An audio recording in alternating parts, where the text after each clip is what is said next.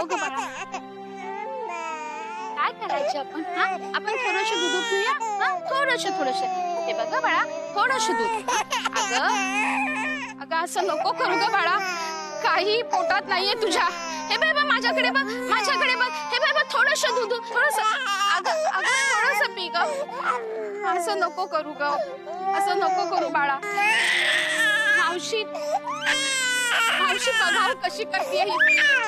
तिला जर काही झालं तर महाराजांना काय तोंड दाखवणार मी. बाळा असं नको करू. शांत हो, शांत. बिचारी आईच्या खुशीसाठी, तिच्या दुधासाठी किती टाव फोडतेय, पण बिचारीची आईच या जगात नाही. कसं सांगायचं ते हिला? आत्ताच तर जगात आलाय हा कोवळा जीव.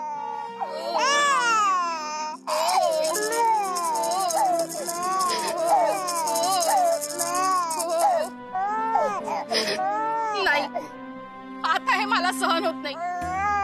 माझे सारे प्रयत्न थकले.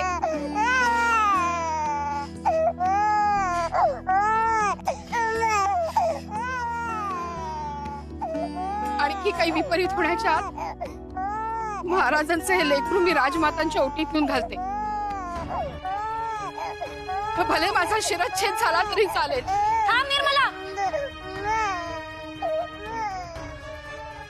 महाराज राजवाड्यात नाहीत, ते राणी सरकारचे अंत्यसंस्कार करायला गेले. तुझ्या भरोशावर आपलं बाळ तुझ्या हाती सोपवलं.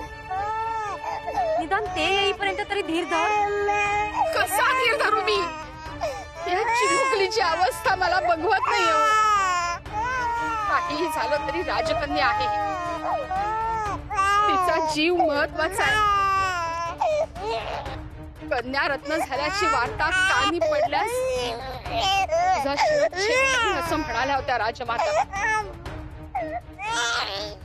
तेव्हा हिनच मला त्यांच्याकडे जाण्यापासून रोखलं आणि माझा जीव वाचवला. आणि आता साक्षात त्यांच्या समोर घेऊन जाणार आहे मी हिला. माझा मृत्यू अटळ आहे आणि मला ते मान्य आहे. कारण हिला जर राजमातांच्या कुशीत दिला नाही तर या चिमुकलीची अवस्था बघवणार नाही मला. त्यामुळे मला हिला राजमातांकडे घेऊन जावंच लागेल. शेवटी आजी आहे तो त्या हिच्या.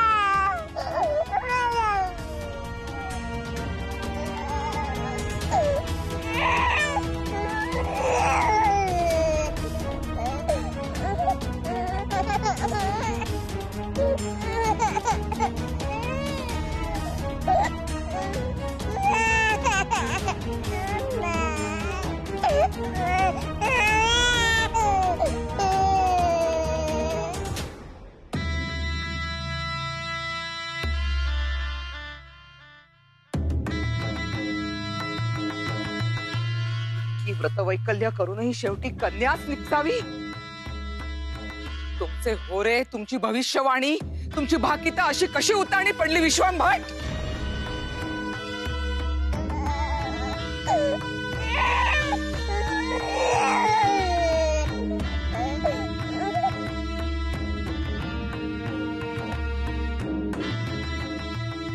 बोला विश्वंभट, बोला. आपणच हिच्याशी बोलावं राजमाता.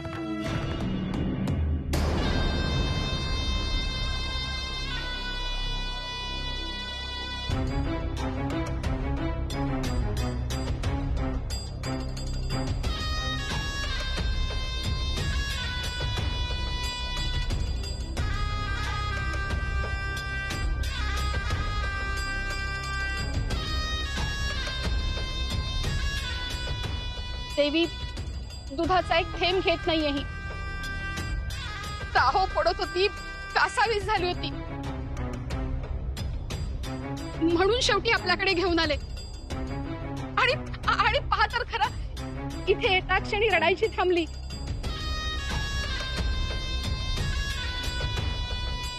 रक्ताची ओढ आहे हो ही, म्हणून पदर पसरते. हिला जवळ घ्या. आईची नाही, निदान आजीची कुस तरी लाभू दे तिला.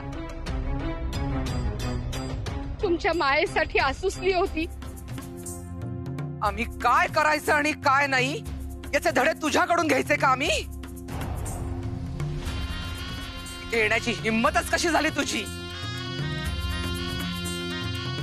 आमचा वीरवंश पुढे नेणारा, मद्र देशाचा वारस ठरणारा पौत्र हवा होता आम्हाला.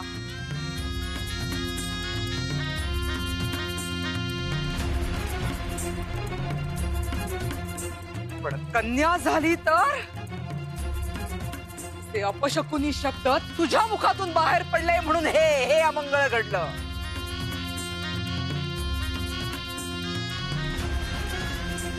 अशुभ वार्ता घेऊन येऊ नकोस म्हटलं तर त्याही पुढचं पाऊल टाकलंस. उडवायचं डोकं.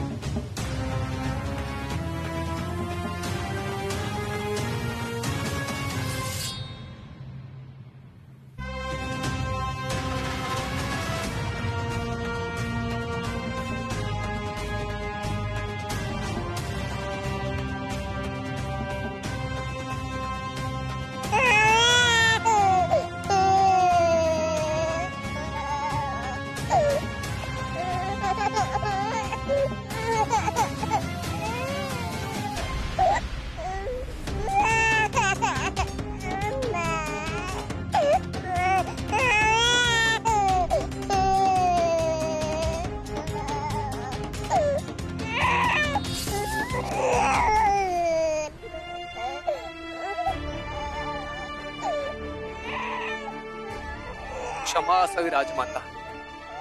तिचा वध करायचा आहे तिच्या हाती राजकन्या, प्रत्यक्ष राजकन्या आहे. तिच्यावर राजकन्याची जबाबदारी. तिचाच वध करणं म्हणजे राजद्रोह ठरेल.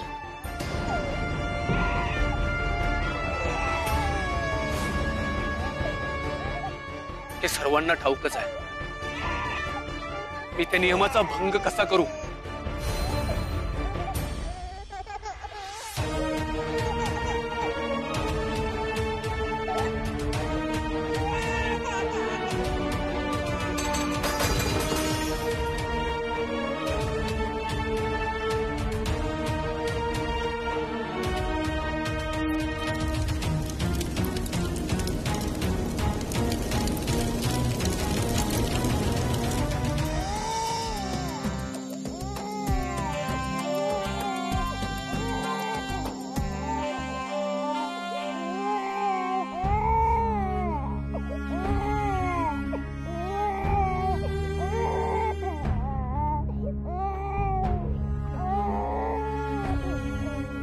महाराणी, महाराणी, महाराज.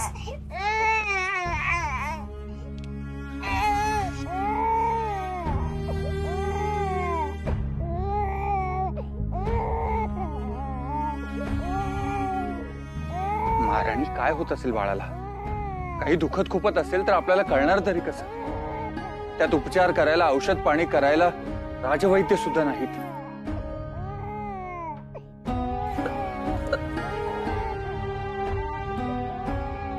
महाराणी, तुम्ही रडताय? काय झालं तुम्हाला? काही होतंय का? महाराणी, तुमच्या अंगी ज्वर चढतोय. आता त्या ज्वराची नाही काळजी आम्हाला महाराज, परंतु परंतु परंतु काय महाराणी? आमचं पान आटलंय महाराज. उपाशी आहे म्हणून रडतंय बाळ. असं का व्हावं काही कळत नाही. कारण उघड आहे महाराणी. पोटात अन्नच नाही तर पाना फुटेल कसा. बुध्या दिवली मायो त्यांच्या जवळच देतीलच. परंतु मी जाऊन पाहतो काही फळ कंदमुळे मिळतात का ते. आपला भार आपणच उचलायला हवा.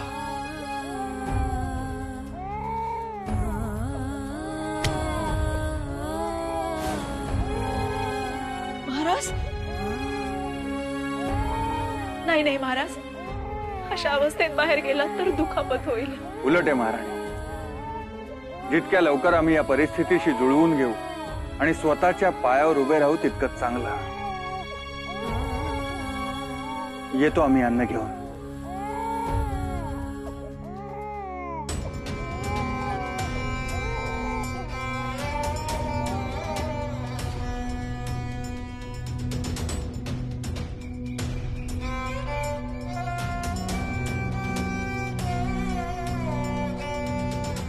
उद्या दिवली मायो पुढे आहे का? उद्या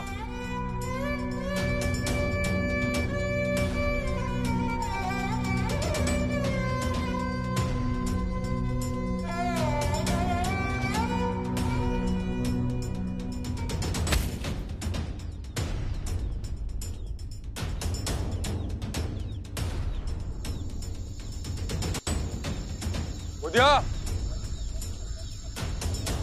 दिवली मायो उद्या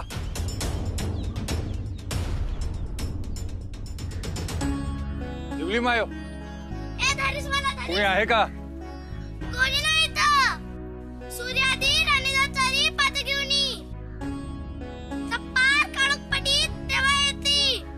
ए धारीस मला धारीस.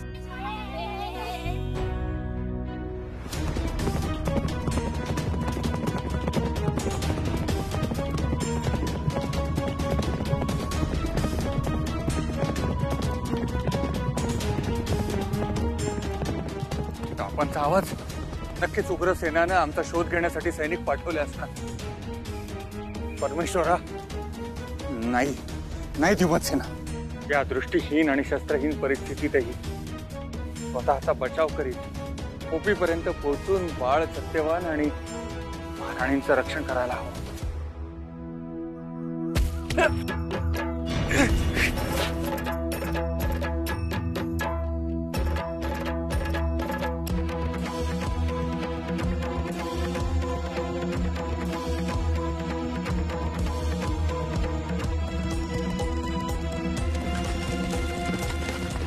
चित्त एकाग्र कर.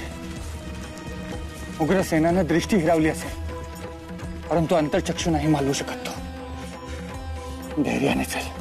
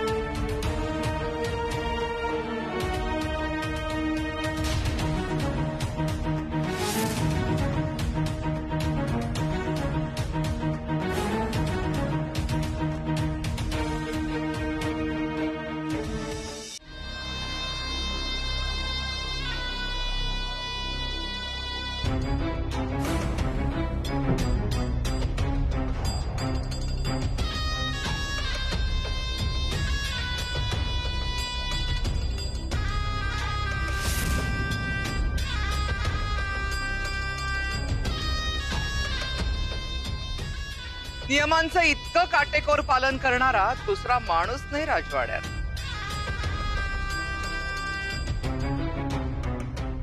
सुंदर. एक नियम पाळलास, आता दुसराही पाळ.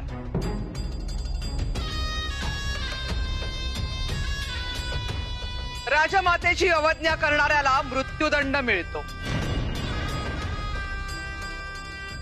आपली अवज्ञा नव्हती करायची राजमाता. नियमाचे पालन केल्यामुळे झाले ते.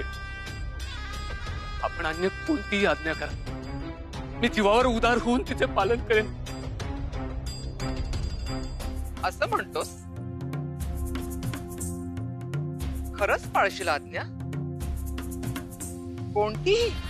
हो हो राजमाता. मग आजच्या आज राजकन्येचाच वध कर.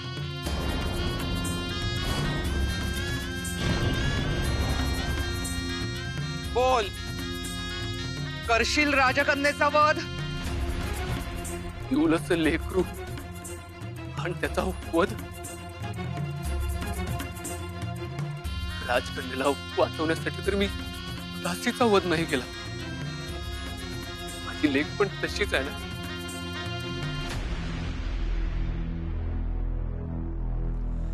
नाही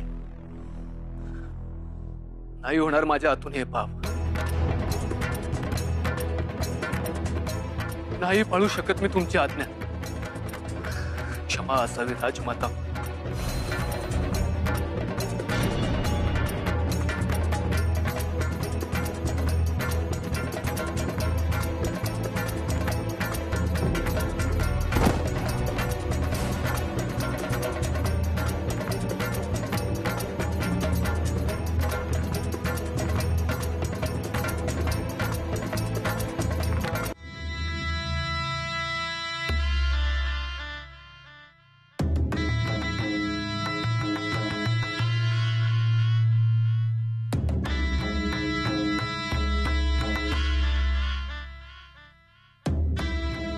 पाहिलं, आमची अवज्ञा केल्याचं पाप माथी घेऊन भीतीनच मेला. पण जाता जाता राजवाड्याचा परिसर रक्तानं खराब करून गेला. अरे अरे अरे अरे, जीव द्यायचाच होता तर दूर कुठेतरी जाऊन द्यायचा ना.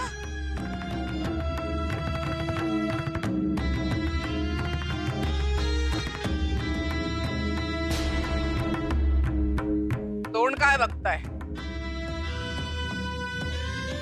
पुत्रच होणार ही तुमची भविष्यवाणी खोटी ठरली आणि त्या अवलक्षणी कन्येचा बंदोबस्त कसा करायचा यावर काही ठोस उपाय नाहीये तुमच्याकडे. उपयोग काय तुमच्या डोक्यावर मोहरा ओतून? क्षमा क्षमा राजमाता. अत्यंत अचूक आणि शास्त्रसंमत असा उपाय आहे आमच्याजवळ. महाराणींचं उत्तर कार्य होईपर्यंत थांबलो होतो आम्ही. म्हणजे राजमाता, तातडीनं महाराजांचा पुन्हा विवाह करून देणं हा एक रामबाण उपाय आहे. शास्त्रानुसार सुतक संपायच्या आत दुसरा विवाह करायचा असतो. हो, कारण राज्याच्या महाराणीचं स्थान रिकाम राहता कामा नये असा नियम आहे. तेव्हा या शोकाकुळ काळातून तात्काळ बाहेर पडा आणि कर्तव्याचं भान राखून तात्काळ दुसरा विवाह करा. हे वडीलकीच्या नात्यानं आपणच सांगायला हवं महाराजांना. अर्थात शास्त्राचा बडगा उगारून अश्वपतींचा दुसरा विवाह आम्ही स्वतः लक्ष घालून तातडीनं लावून देऊ. आणि तसाही पहिला विवाह आमच्या मनाविरुद्धच झाला होता. शेवटी मरतानाही अवलक्षणी कन्येचं लोडणं मागे ठेवून गेल्यात पहिल्या महाराणी. पण आता मात्र अशी राणी आणू की जी आमची मर्जी राखेल. आणि या राज्याला वारस दे. मग ही कन्या कोणाच्याही खिसगंटीतही राहणार नाही.